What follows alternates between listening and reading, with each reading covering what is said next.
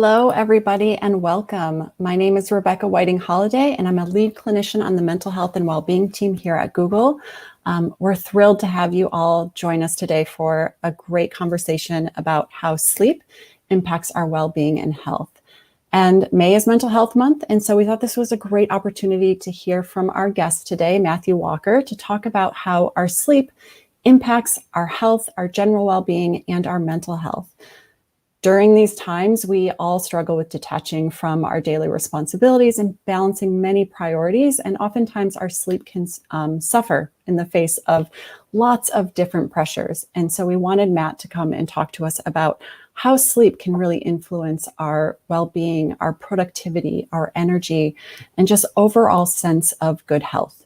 So before we welcome Dr. Matthew Walker, a little bit about him.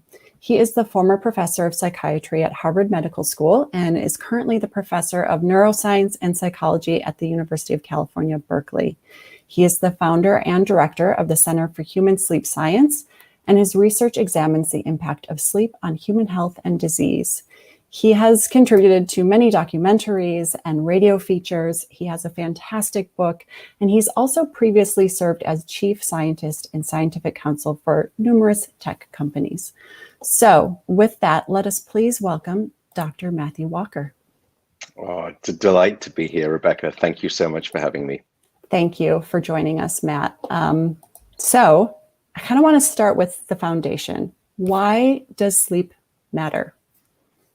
Sleep, simply put, is the single most effective thing that you can do to reset your brain and body health, bar none.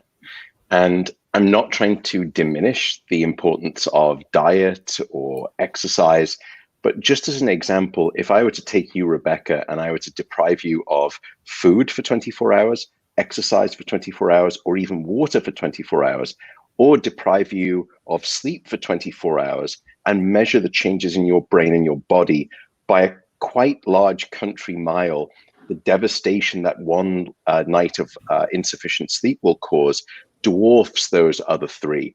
Now, again, those three are absolutely critical, but I think many of us forget that sleep is not an optional lifestyle luxury. It is a non-negotiable biological necessity. It is your life support system, and it's probably Mother Nature's best effort yet at immortality. Yeah, I mean, I think back to the times when I pulled all-nighters, and I would certainly go 24 hours without sleep. Exactly. And just now thinking about, oh, how did that impact my health? And I know in your book and other talks you've given, you've really shared a lot about how sleep and lack thereof actually impacts our physiology and our health. So I'm curious if you can just share a little bit about what is the long-term impact of no sleep? Yeah, so a lack of sleep, as I said, will change aspects of both your brain and your body. It's probably firstly good to note that based on the studies so far, the number of people who can survive on less than 7 hours of sleep without showing any impairment, rounded to a whole number and expressed as a percent of the population, is actually zero. So that gives us firstly a toehold into the necessity of it. But every major disease that seems to be killing us in the developed world has significant links, many of them causal to a lack of sleep. Currently, that list includes upstairs in the brain, Alzheimer's disease, mental health. Within mental health, that includes suicide, depression, and anxiety. We also know that downstairs in the body, sleep is intimately linked to the regulation of your appetite hormones and your obesogenic profile. Furthermore, we know that just 1 week of short sleep will disrupt your blood sugar levels so profoundly that by the end of that week, your doctor would classify you as pre-diabetic. Furthermore, we also know how intimate the relationship is between sleep and our immune health. So, for example, people who report getting less than 7 hours of sleep a night are almost 3 times more likely to become infected by the rhinovirus or the common cold. And of course, we're all concerned about, immunity right now. We've also found that if you're not getting sufficient sleep in the week before you get your flu shot, you produce less than 50% of the normal antibody response, rendering that flu shot, largely ineffective. We also know that your heart suffers, and it doesn't take very much. because there's a global experiment performed on 1.6 billion people across 70 countries twice a year, and it's called daylight savings time. Now, in the spring, when we lose just 1 hour of sleep opportunity, we see a subsequent 24% increase in heart attack risk the following day. Yet in the fall, in the autumn, when we gain an hour of sleep, there's a 21% reduction in heart attacks. That's how fragile and vulnerable our bodies are to even just the smallest perturbation of sleep. And then finally, I would just note that we've now been discovering, and we've been doing a lot of work in this area, that a lack of sleep may be one of the most significant lifestyle factors determining whether or not you will go on to develop Alzheimer's disease. And I'm happy to double click into any one of those domains, but every major physiological system, cardiovascular system, metabolic system, thermoregulatory system. I didn't speak about hormones. We also know that 1 week of short sleep will actually decrease the amount of testosterone that a man has, so much so that by the end of 1 week, the testosterone levels are that of someone 10 years their senior. So a lack of sleep will age a man by a decade in terms of that aspect of wellness. We also see equivalent impairments in female reproductive health caused by insufficient sleep.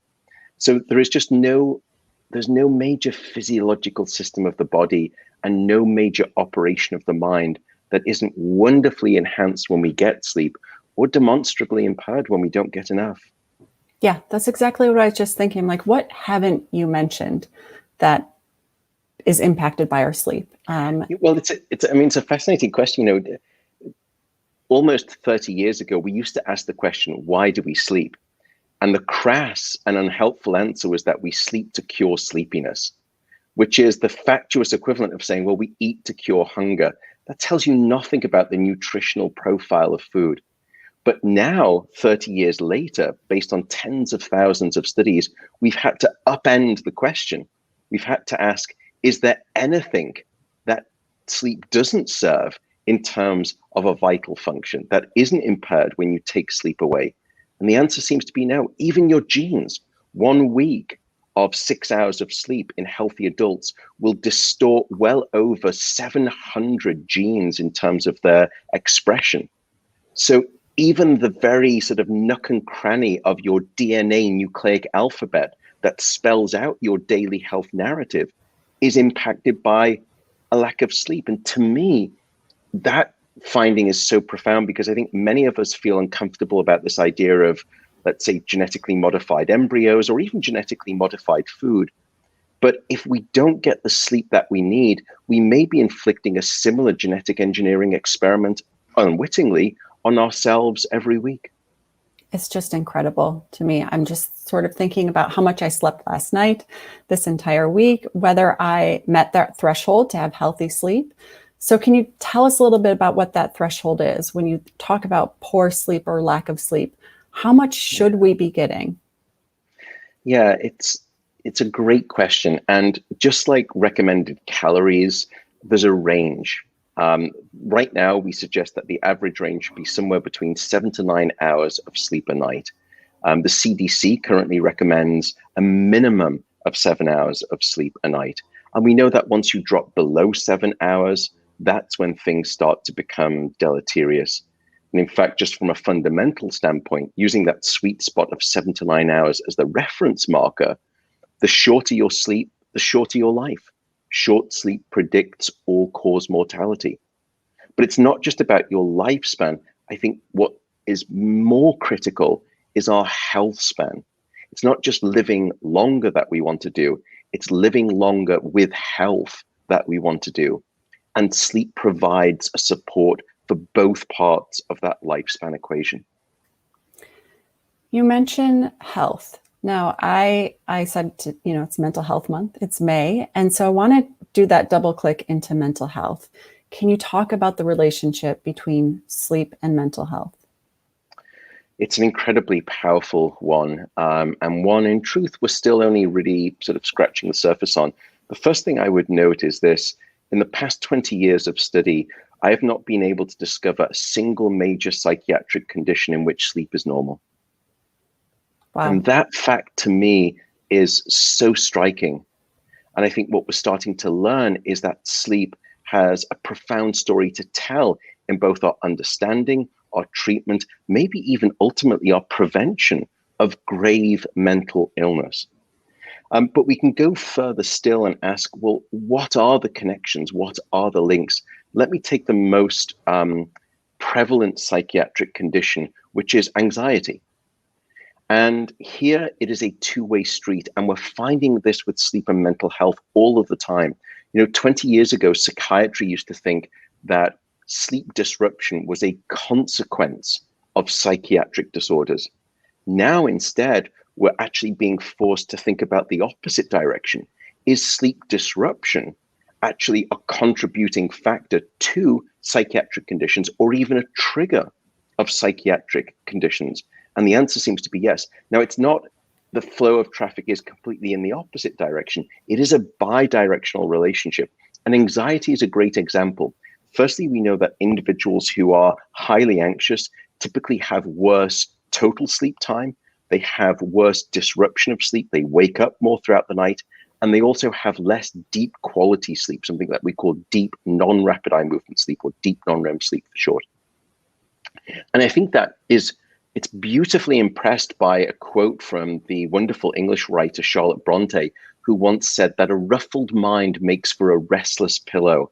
And that's exactly what we're seeing in terms of anxiety impacting sleep. But we've also found the inverse relationship. For example, we did a study that we just published very recently, where we took a group of perfectly healthy adults, no signs of anxiety, and then we deprived them of sleep for a night. And for every hour that you were awake beyond a standard 16, anxiety started to escalate, and it escalated dramatically. And it showed no signs of leveling out, of asymptote.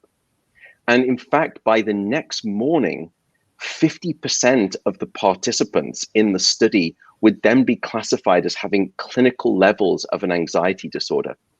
This is within 24 hours before they were perfectly healthy. We also then went on to find why that's the case, because your prefrontal cortex, which helps regulate your moods and emotions, becomes disconnected from your deep emotional anxiety triggering centers. So now it's almost as though you're all emotional gas pedal and too little regulatory frontal cortex brake, as it were. And that's what was unleashing this wave of anxiety. Now we can turn that to a positive, because what we also discovered is that when we gave those people a full healthy night of sleep, the amount of overnight reduction in their anxiety was predicted by how much deep sleep that they were getting. So in other words, we all think about how can we de-stress, how can we lower our anxiety, and meditation is great. Some people turn to sort of actual medications. All of these things I understand, and trying to manage your stress in life, try to do meditation. It's not easy to implement. But in terms of a painless solution, this thing called a night of sleep is right there for you in repeat prescription every single night if you wish to pick it up. And it is one of the most powerful, what we call an anxiolytic sort of medications, all natural, no drug required, that we've seen. And in fact, even in that study, it doesn't require a full night of sleep, I should note, because what we found is that in a larger group of participants that we tracked across several weeks, even subtle changes in their sleep from one night to the next predicted their anxiety levels from one day to the next. So there really is a very intimate association there between sleep, mental health in general, but including anxiety. And I'm happy to go into any one of the other psychiatric conditions. Now, I think anxiety is a great one to focus on. I think this past year has been really challenging. And I know for me, my anxiety has increased. My stress has increased. Yeah. One of the challenges I find is that, yes, sleep helps, but when we're feeling anxious, sometimes the ruminations in our mind just won't turn off. So any tips of how we can actually tap into sleep a little bit better when we are feeling anxious? Yeah, there's some things that we can all do to try to help battle that. It's not easy by any means. And, by the way, I'm no stranger to this. I've had my struggles with anxiety. I've also had my battles with insomnia. Just because I know something about this topic doesn't mean that my biology and my mental state is invulnerable to those things. But here are things that people can start doing. The first is try to keep everything regular with your sleep schedule.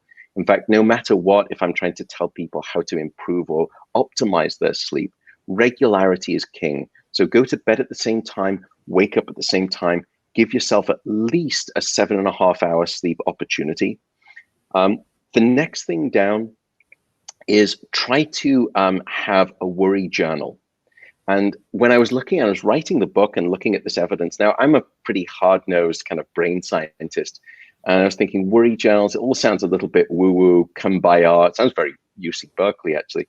But I looked at the data and it was incredibly powerful that if you were to keep a worry journal, so 2 hours before bed, just grab a piece of paper and a pencil and just write down all of the concerns that you have going on in your mind. Don't do this right before bed, just get them down. And it's like catharsis. You're almost vomiting out your anxiety onto the page. And there's something about that that actually relieves you of that anxiety pressure. And what we found is that people were falling asleep in half the time it took normally when they were keeping a worry journal. The next thing, because by the way, the reason that that's important is because in this modern era, we're so often constantly on reception. Very rarely do we do reflection. And unfortunately, nowadays, the one time when we do reflection is when our head hits the pillow. And that's the last time you want to do reflection, because as you mentioned there, you instantly go into the Rolodex of anxiety, you trigger rumination. Rumination leads to something that we call catastrophization. Everything seems to be bigger in the darkness of night when you're not sleeping. And then you're dead in the water for the next 2 hours when it comes to sleep. The next suggestion is meditation. Again, when I was looking at those data, that was, 4 or 5 years ago now, I didn't think it was going to be very strong. And I could not deny it. Time and time again, the studies demonstrated meditation was helpful. I ended up starting meditation and I've been doing meditation since then. It's definitely a very helpful practice, but it's not for everyone. Keep an eye out for your caffeine. Caffeine will drive up your anxiety in a very powerful way, and hopefully we'll come back to caffeine in great detail. Finally, I would say that if you don't want to meditate and you don't want to do those things, that's okay. Try to at least have some kind of a wind down routine, because many people think that sleep is like a light switch, that you can be racing around at night, doing those last emails, checking this, ordering that, dive into bed, switch off the light, and you expect sleep to come just like the light switch, that it's that quick. Sleep is not like that. Sleep is much more like trying to land a plane. It takes time for your physiology to come down and sort of, land on the terra firma of this thing called sound sleep at night. So find something that works for you. If it's listening to an audiobook, if it's taking a hot bath or a shower, and I'm happy to speak about temperature too. That's another key component of good sleep.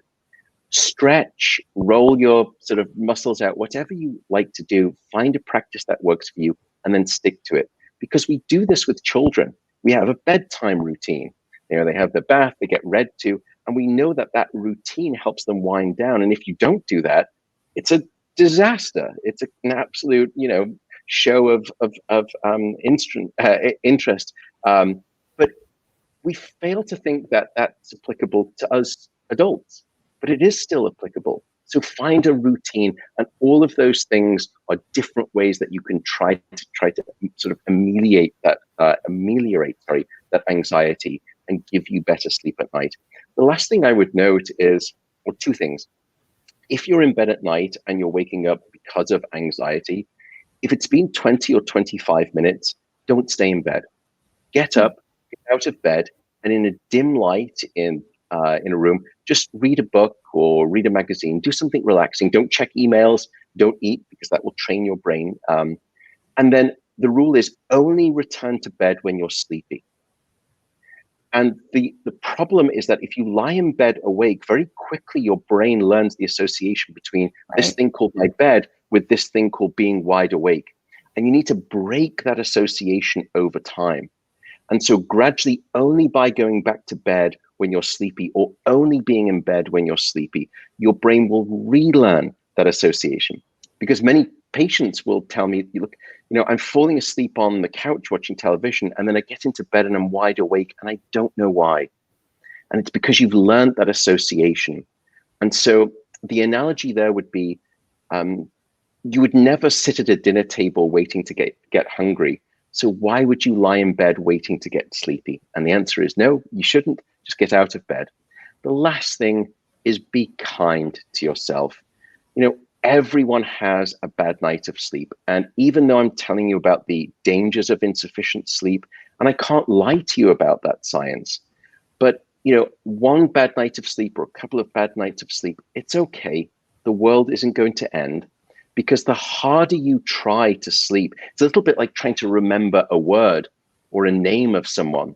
The harder you try, the further away it gets. Right. And when you stop, the closer it comes towards you. And then it just happens in the mind. So if you're lying in bed and you're anxious because you're not sleeping, you're thinking, oh my goodness, just realize that rest is a lovely thing as well. It's not sleep, but rest is a good thing too. Wouldn't it be lovely if someone said, okay, for the next half an hour, you can stop working, you can just get into bed and you can just kind of lie there and have some rest and do some thinking and just relax. I think, gosh, yeah, give me that half an hour. That sounds lovely. Well, there's your opportunity. If you're having a rough night of sleep, don't force sleep. Don't worry about sleep. Just realize rest is a lovely thing and embrace it. So those would be some, I don't know if that sounds helpful, Rebecca, at all. It's all very helpful. And the thing that sort of stood out to me, well, two things. One is I immediately thought of my 4.5-year-old son and how we do have that bedtime routine and help him wind down. And yet that's not something I normally do for myself. In fact, oftentimes what I have been doing, which I know is not great, and I'd love to hear your perspective, is I get on my phone and I start scrolling, or I just want to catch up on a show because that's like the only time I have in sort of these recent times to myself. And so what are your thoughts about sort of screen time at bed and any practices that we should engage in there? Rebecca, tell me your home address. I'm going to come tonight and do a sleep intervention. We cannot have you doing that. Look, having some television in the evening is great. It helps people disengage, winds down. That's not a problem. Just make sure that you're sort of ready for bed. The other thing too is that if you are one of those people where you're kind of always watching the show a little bit late, and then maybe you get a bit too tired and you're falling asleep on the couch, that's a very bad sign. Because, and we can come onto this with naps, but I'll often ask patients when they come in to say, do you nap at all? And they say no. And I'll say, well, when you're watching television at night, do you ever fall asleep? Yeah, it sort of happens. Well, that's an accidental nap. And it's happening at the worst time right before sleep, because you're releasing all of that good sleepiness with the nap. It's like snacking before your main meal. You're not going to feel like you have the appetite for your main sleep meal if you've had a nap or an accidental nap. But take some television time, that's fine too. But then stay away from those screens. These devices, now I understand where we're talking here, and I love my mobile devices as much as any person, but there's a time and a place for those. And I think many of us would not think that in the last half an hour or the last hour before bed, routinely I am doing demonstrably important work and remarkably critical things are happening that, oh my goodness, if I wasn't doing that in the last hour before bed, my world would end and the world would end. Never happens like that in truth. So try to put those devices away at least half an hour before bed. Keep them out of your bedroom. The invasion of technology into our bedroom has been a problem, and it causes a number of different issues that we can speak about. Now, by the way, I'm not like my colleagues. I'm not puritanical about this. The genie of technology is out the bottle when it comes to sleep, and it's not going back in anytime soon. And technology is now starting to come back and fix the ailments that technology started with our sleep. So it's coming to our salvation. So I love that. And I love technology. But in the last half an hour, last hour before bed, try to disengage from the devices. If you absolutely have to take your phone into your bedroom, here's the rule. You can only use your phone if you're standing up. Interesting. after about 5 or 6 minutes of you kind of, scrolling through Facebook emails, you think, oh, I just need to sit down, or at least sit down on the bed. At that point, Rebecca, you're done. Done. That's it. If you need to sit down, so you can use your phone for however long you want, standing up in the bedroom. When your legs give way and when you're ready, it's time to cash it out. Yeah, I guarantee I won't last long if I have to stand, for sure. And what I think you're talking about is healthy boundaries, right? And setting those up for ourselves. Yeah. Curious about what this last year has done to our ability to set those boundaries and get good sleep. Has there been any research on sleep given the pandemic and all of us working from home without these natural boundaries, sort of separating our work life and our personal life? Any insights there? Yeah, we've been, and others have been doing some work in this area, and the findings are really quite interesting. On average, what we've been discovering, and these are studies both from America and Europe, is that people are sleeping longer by about 20 to 25 minutes, depending on the study.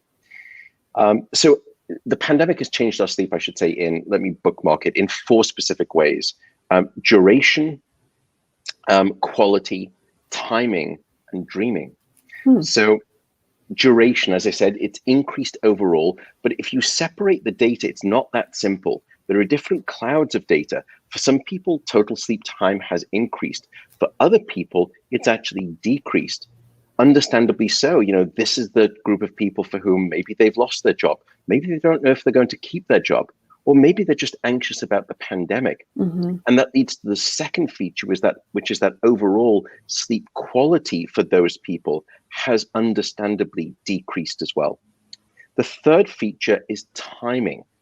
That the way that on average people have been getting longer sleep is that they're going to bed later and they're waking up significantly later, because we don't have to enable our commute, and people don't have to sort of get the kids to school, all of which means that typically when we were before the pandemic, people were waking up and leaving their house earlier, and arriving, and work hours had increased. So over the past sort of 20 years, so people were arriving home later, and no one wanted to give up family time or Netflix in the evening. So the one thing over the past 20 years that got squeezed like vice grips in the middle of this night was a thing called a full night of sleep. Yep.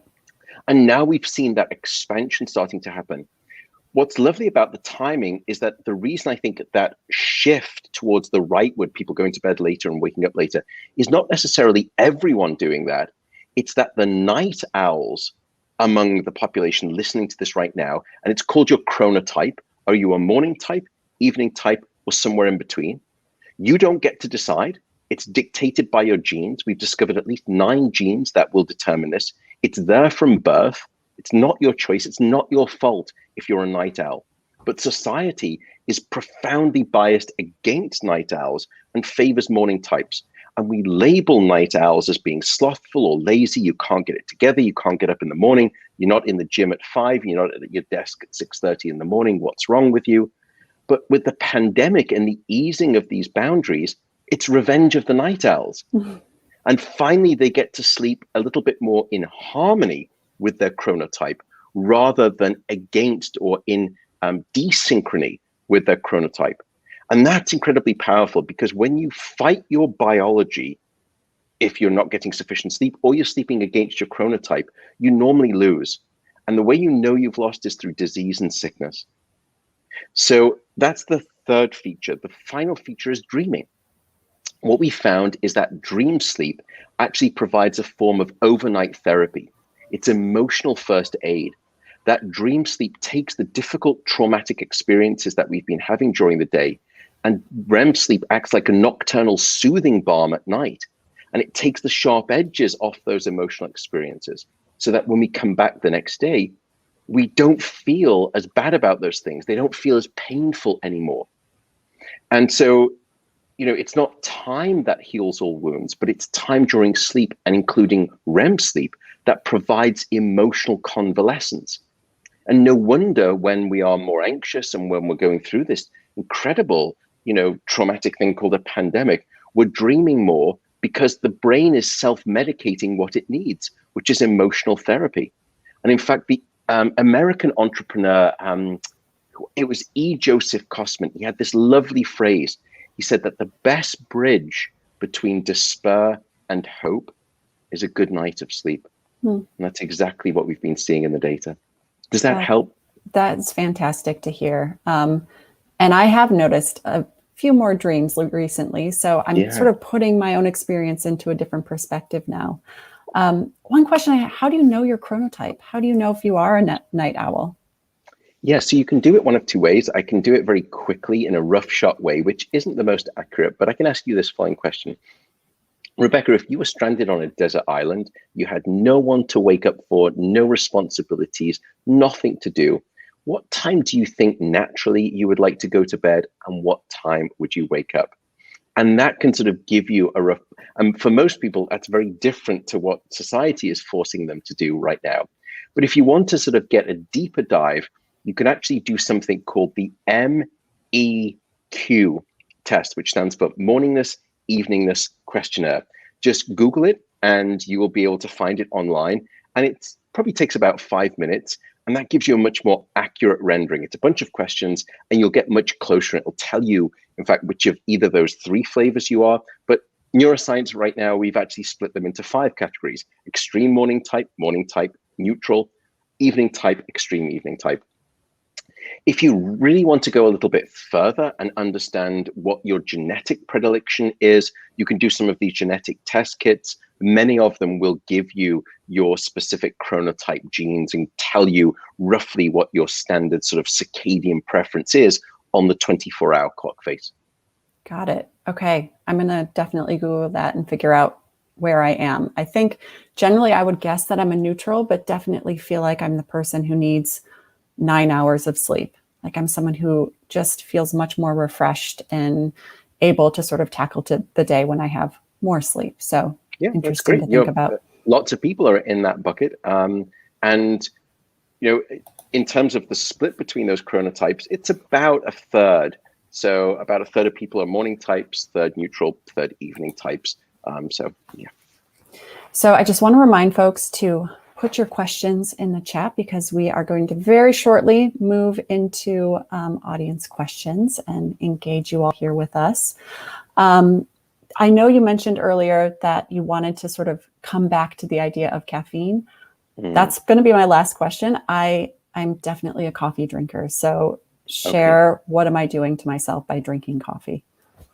Yeah, and I hope folks don't think that I've been, I want to try and sort of provide rapid fire sort of answers so we get through as much here. And I sometimes think I'm barking things at people with this sleep stuff. And I really don't want to sound dogmatic about all of this. And I preface that because I'm going to speak about alcohol and caffeine. I'm actually a deeply unpopular person just by character and nature and being British, unfortunately. But these two things, when I speak about them, make me even more unpopular. Caffeine is problematic in 3 different ways. It is a psychoactive stimulant in terms of its drug category, and everyone knows that caffeine keeps you awake at night. There are 2 other things that are problematic about caffeine. The first is its duration of action. We often forget that caffeine has a half-life of about 5 to 6 hours. It's different for different people depending on which genetic enzyme you have that breaks the caffeine down. Which means that caffeine has a quarter life of about 10 to 12 hours. In other words, if you have a cup of coffee at 2 p.m. in the evening, then well over a quarter of that caffeine is still in your brain at midnight. Wow. So having a cup of coffee at 2 p.m. could be the equivalent of tucking yourself into bed at midnight, and before you turn the light out, you swig a quarter of a cup of Starbucks and you hope for a good night of sleep. And it's probably not going to happen. The third problem with caffeine is that some people will say to me, look, I can have an espresso with dinner and I fall asleep fine and I stay asleep just fine. Even if that's true, caffeine can decrease the amount of deep sleep that you have between 12 to 20% at night. In other words, if for me to actually reduce that amount of deep sleep, I would have to age you by about 15 years. Or you could do it just with a cup of coffee in the evening. Wow. Now, of course, you're not aware of that lack of deep sleep. You're not conscious of it. So you think everything's fine. But the next morning you wake up and you don't feel refreshed by your sleep. So now you're reaching for 3 cups of coffee in the morning. And then you're so wired, you're looking for something to help you at night, some kind of sedative, be it alcohol or prescription sleeping pills. And now you have this dependency cycle. You've got uppers during the day because you're so tired when you wake up, and then you've got downers at night because you're just so wired on all of the caffeine that you've needed to keep yourself awake. So just keep an eye out for that kind of dependency. I would say, however, that when it comes to caffeine, the dose, yes, but also the timing makes the poison, as we've discussed. However, the health benefits of caffeine are very strong. So I actually surprisingly say to people, drink caffeine, drink coffee, because the associations are really good. Stay away from drinking more than 3 cups of coffee a day. Then the health benefits start to turn down. By the way, it's not the caffeine. So what is it? Caffeine. It's because in most Western diets, because we're so malnutritioned, the principal form of antioxidants that we get into our bodies is through this thing called the coffee bean, because the coffee bean is incredibly rich in antioxidants, and it's the principal source. It makes up about 70% of the antioxidant dose for most Americans, because our diet is not necessarily great. So, but you get the same benefits from decaffeinated coffee. So you can take away the caffeine, you still get the antioxidant benefits. Alcohol, very lastly, many people, when they're struggling with sleep, will turn to alcohol when over-the-counter remedies have failed. Alcohol is a class of drugs that we call the sedatives. And unfortunately, sedation is not sleep. But when you're drinking alcohol in the evening, a couple of nightcaps to help you fall asleep, you mistake sedation for sleep, but it's not the same. And if I were to show you the electrical profile of your sleep when you have alcohol in your system versus when you don't, it's very different. The second problem with alcohol is that it fragments your sleep. So you wake up many more times throughout the night. It's not continuous sleep. That's poor quality sleep. But often you don't remember those awakenings. So you wake up the next morning again feeling unrefreshed, but you don't remember waking up, so you don't know why. You don't put two and two together. Last thing about alcohol is that it disrupts your REM sleep. It's one of the most potent blockers of your REM sleep. And we know that REM sleep is critical not just for the brain and emotional and mental health, but REM sleep is the most powerful predictor of all stages of sleep in terms of your mortality. It's very linear. So I think the point here is this. I'm just a scientist, and I'm not here to tell anyone how to live their life. That's not my job. All I want to try and do is gift you with the science of sleep so that then you are empowered to make whatever lifestyle choices that you want. In terms of alcohol, I would say that one thing you could do that I would never say on a call like this as a healthcare professional is that you go to the pub in the morning, and that way the alcohol is out the system by the evening and no harm, no foul. But I would never recommend that on a live broadcast to hundreds, if not thousands of people. Got it. Noted. I love that, though, that you are essentially gifting us with the knowledge, and then we can choose the things that make sense for each of our individual lives. That's right. Life is to be lived to a degree. Yeah. You know, I don't mean to sound puritanical, but it's all a balance. Yeah, for sure. Okay, we will move into audience questions now. Just curious to hear what you all have to say to Matt and what you're curious about. So Pranav says, what is the best way to track your sleep? I currently use Apple Watch plus third-party app, which gives details. But if you have any alternatives, would love to hear that. Yeah, so full disclosure, I'm the chief scientific officer for a company called Aura, and they have a ring. But so take everything I say with a grain of salt, but I would say that I was actually using the ring, and I've worn every single device you can imagine. I'm a tech freak when it comes to sleep gadgets. And I've been wearing the Aura ring for 2 years before, and I like it for 2 reasons. The first reason is the form factor, because when we go to bed, we take things off, we don't put things on. So wristwatches, headband devices, chest straps, etc., they're not very sticky. And if you look at the adherence rates of those things, they decline very quickly over about a month. Whereas a ring, we all keep rings on. You know, it's not unusual. It's not strange. So I think many people worry about sleep trackers as what's more accurate. when instead I think we also have to think in a different vertical, which is what's more compliant, what is more sort of, as I said, I'm very enamored with the idea of unwearables rather than wearables. And I think the Ring gets almost as close to an unwearable as you could imagine. But I would say that if you look at the data, all of these different wristwatches or armbands or rings, they're all kind of much of a muchness in terms of their accuracy. They're all about sort of 70-ish% accurate at separating wake from sleep.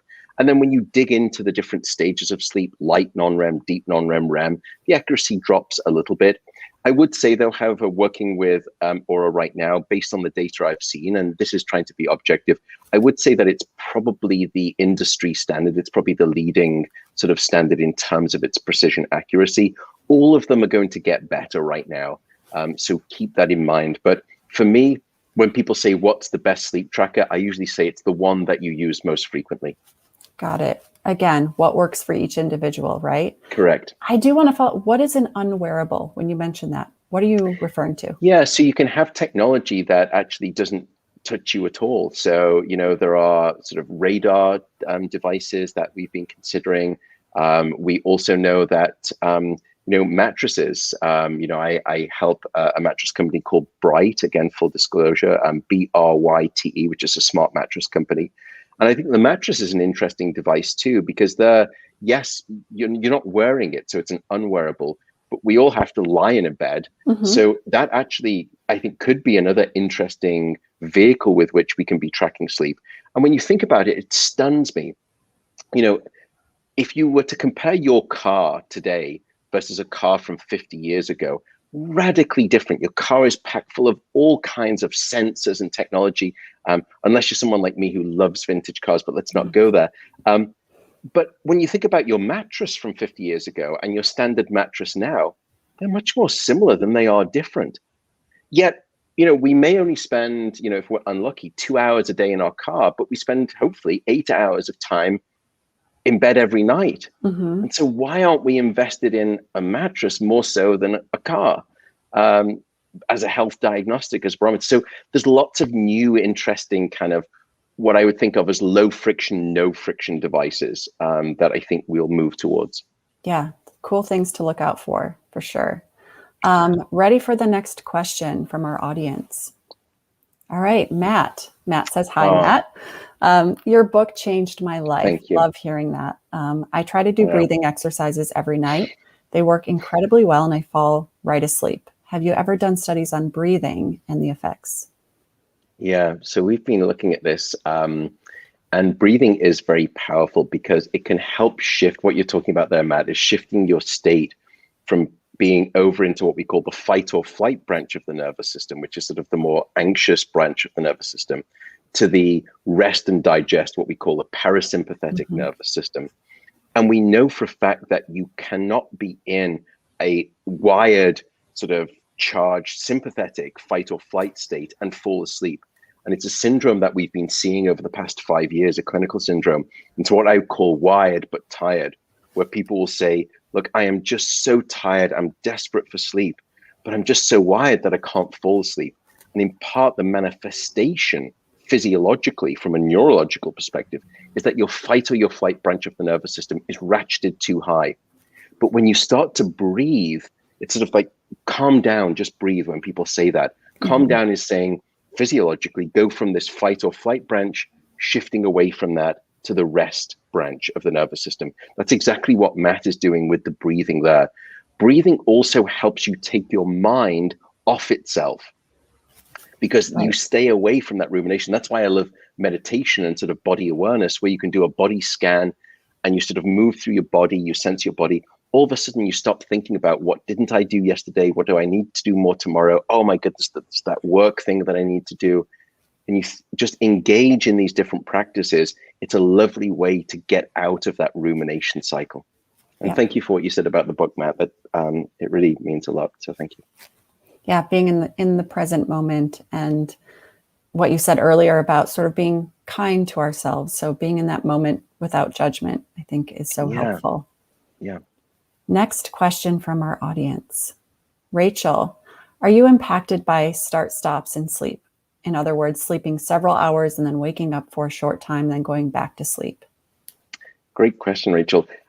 Short time is really not too bad. In fact, everyone should understand that we all spend a significant amount of time awake. Often we don't commit that to memory, but a healthy, what we call sleep efficiency, is somewhere around 85%. So in other words, of the total amount of time that you're in bed, if you're asleep for 85% of that time, then or above, then that's healthy, which means that 15% of the time is naturally awake, which for, let's say, a 9-hour sleep period like yourself, that could mean that the total amount of time that I would register at my sleep center that you're awake could be 45 minutes, an hour, maybe more. And that's perfectly natural. I would say, though, the rule of thumb is the sort of the 20 to 25 minute rule. If you've been awake for longer than 20 to 25 minutes, probably best to get out of bed and try doing something else. But don't worry if you wake up and it's 10 minutes after you go to the bathroom and you come back and you're thinking, oh my goodness, I heard that idiot guy with a bad sort of Hugh Grant accent telling me something about sleep yesterday, and I'm awake for 10 minutes and the world is a disaster. Not at all. That's perfectly fine. Your brain will usually find a way to get back into the right sort of cycle and the pattern of your sleep cycles as well. It's there. If when we study hunter-gatherer tribes, they have these awakenings too. Don't worry, it seems to be a perfectly natural way to sleep. Once it gets past about 20 to 25 minutes, or you're sort of in bed for significant time periods, then we need to start looking and addressing that. Got it. Very helpful.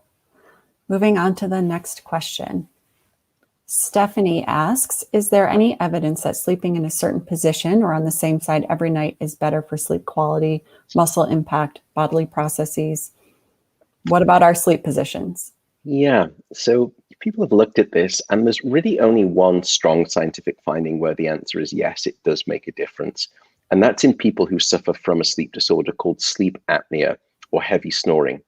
If you or your partner snore, it is a devastating condition that many of us do not pay attention to. 80% of all people with sleep apnea are currently undiagnosed, we estimate. It will shorten your lifespan and it will shorten your health span in a profound way. So if you are someone who snores or your partner snores, go and see your doctor, get a test done. And there are robust treatments to help you out. And many patients will, there was a patient several years ago, didn't understand that where they got to with their bad sleep because of snoring was not themselves. They were just thinking, well, this is me at this age. This is kind of how I feel. My energy is low, I'm kind of get sick a lot. When they didn't realize that they are suffering from an undiagnosed, untreated sleep disorder. They treated the sleep disorder and they said, what was the phrase? They said it was like wiping a frosted window clear, and that mentally I could finally see again. And Wow. it felt like they'd reversed their clock by 15 years in terms of the aging process. They just felt that much brighter and sharper. So I'm laboring the point, but if you are a snorer, sleeping on your back is a bad idea, because snoring is about the collapsing of your airways. And when you are lying on your back, you're allowing your airways to give way to gravity even more. Whereas when you lie on your front or on your side, it's less easy for those airways to collapse. One of the things that people used to do, back in the day with sleep apnea treatment, I'm not suggesting this, but and it's more males than it is females, but the guys would usually get a t-shirt from their partner, and they would have a t-shirt that had a pocket on it. And then the t-shirt should be tight. And then they would put the t-shirt on back to front, and then they would put a hockey ball or something sort of like that in the pocket, but that was on their back. And they would train themselves, because every time they rolled over onto their back, before they started snoring, it would be so painful that they would have to turn over again. And they trained themselves to sort of change the position. So position only really matters if you are having those breathing issues or the snoring issues. That would be a time to stay away from sleeping on your back. There's some evidence that's come to light about brain clearance. It's called the glymphatic system. Every night, our brain detoxes itself. It's a power cleanse for the brain. Good night, sleep clean, washes away all of the metabolic detritus, including the Alzheimer's proteins, and that's why sleep is critical. And there's some evidence that perhaps animals, when they sleep on one side versus another. The clearance system can be a little bit better, but there's no good evidence in humans yet. Don't be worrying about your sleep position. The final thing I would say is, if you're having back issues or joint issues, that is the time to be really mindful of how you're sleeping. Can you position yourself with pillows or on different sides? Find what works for you and try to help there too. But overall, if you're healthy, don't worry, sleep in whatever position feels good. Great, great. That's very comforting to know. I think we do have more time for questions. This one is from Julia. I never recognize this as a problem, but I fall asleep immediately as soon as my head hits the pillow in 1 or 2 minutes. Is it concerning, knowing that most people take much longer to fall asleep? Yeah, so usually if it's consistently within 1 to 2 minutes, and we usually like to verify that, because sometimes our perception of speed with sleep and our perception of time in sleep is sometimes a little bit unusual. But I think, Julia, let's say that that's true. You're sort of falling asleep almost, instantaneously. Usually for us, that's in an adult, it's usually the sign that you could be a little bit chronically sleep deprived, because it normally shouldn't perhaps take that long. Even for children, it shouldn't take that long. Sometimes they're out like a light and it can be that quick, but normally we usually get not concerned, but just a little bit thoughtful around people who say, I fall asleep very quickly. It usually means that they're carrying a chronic sleep debt each and every night. And I would say to Julia, try to elongate your sleep window. As long as you're not struggling with sleep at night, then try to elongate your sleep window and see if, firstly, you can sleep more. And many people ask me this, by the way. They'll say, how do I know if I'm getting enough sleep? There's lots of ways to answer that question, but a very simple one is this. If your alarm didn't go off tomorrow morning, would you sleep past your alarm? And if the answer is yes, then you're not done with sleep. You're not getting the sleep that you need. Now, that's for people with insomnia, of course. They could be waking up before an alarm, and that's not me saying that they're getting the sleep that they need. But just keep in mind, maybe play around with your sleep schedule, give yourself a little bit more time, Julia, and see if both you can increase your sleep time and also just not be perhaps carrying that chronic sleep debt that could be causing you to fall asleep so quickly like that. You mentioned the sleep debt, which brings another question to mind for me. Can we make up sleep, right? If we have been sleep deprived for a while, can we actually make that up? Wouldn't it be nice if that were the case? Yes, it would. Sadly, sleep is not like the bank. You can't accumulate a debt and then hope to pay it off at a later point in the weekend. So, for example, if I were to take you, Rebecca, and deprive you of sleep for the entire night, and then I were to give you all of the recovery sleep that you want on a second and a third or even a fourth night, yes, you sleep more those subsequent recovery nights of sleep, but you never get back the full 8 hours that you've lost. You may only get back less than 50% of that. So we don't have the ability to get back sleep. So you can't sort of, short sleep during the week and then binge at the weekend. It's what I call sleep bulimia, where you sort of, you're underslept during the week and then you binge. It's binge purge cycle.